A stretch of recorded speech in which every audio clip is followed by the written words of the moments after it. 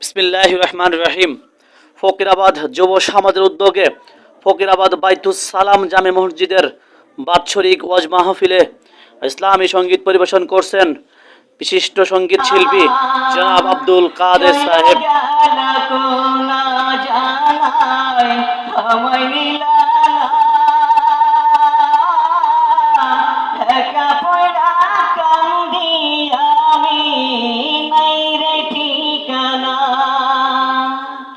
জীবন আমার কেমন কাটবে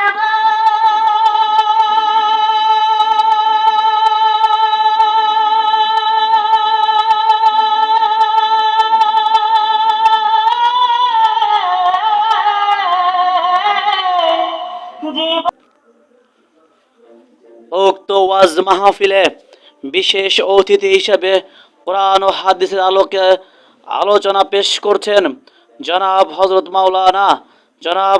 মাওলানা আসাদুজ্জামান আসাদ সাহেব।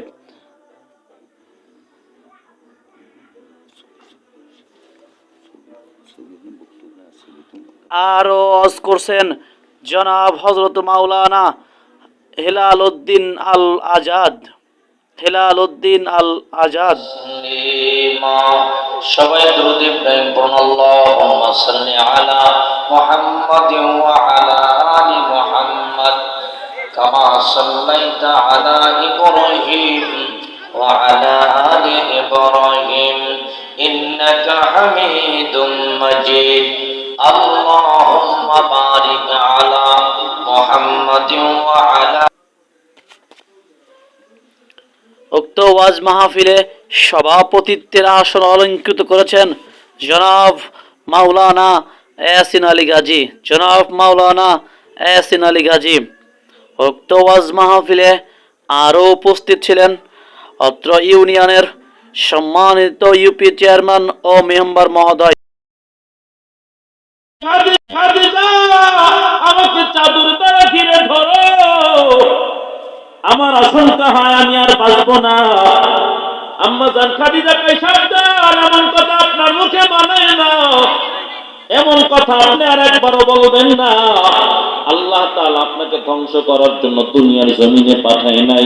আল্লাহ রাব্বুল আলামিন আপনাকে দুনিয়ার জমিনে পাঠাইছেন এই দুনিয়ার জমিন থেকে কুফরি মতবাদ চিরতরে খতম করিয়া রববিয়তের ফসল ফলাবার জন্য রব আপনারে পাঠিয়েছেন। চিল্লায়া পড়েন আল্লাহু আকবার। ওয়াল্লাযী আরসালা রাসূলাহু বিল হুদা ওয়া দীনিল হক লিইয়ুযহিরাহু আলা দ্বীনি কুল্লি ওয়া কাফা বিল্লাহি শাহীদা। রব্বুল আলামিন বলেন, নবী আপনার দুনিয়ার জমিনে এমনি পাঠাই নাই, আপনার দুনিয়ার জমিনে পাঠাইছি দিন বিজয়ী করার জন্য। আর এই ব্যাপারে আপনার কোনো সাহায্যকারী লাগবে না, আমি আল্লাহ তাআলা আপনাকে সাহায্য করার জন্য যথেষ্ট। চিল্লায়ে পড়েন আল্লাহু আকবার। এছাড়াও আরও উপস্থিত ছিলেন জাগ্রত তরুণ সামাজিক সংগঠনের একদল প্রতিনিধি সহ অত্র এলাকার সকল ধর্মপ্রাণ মুসলমানগণ।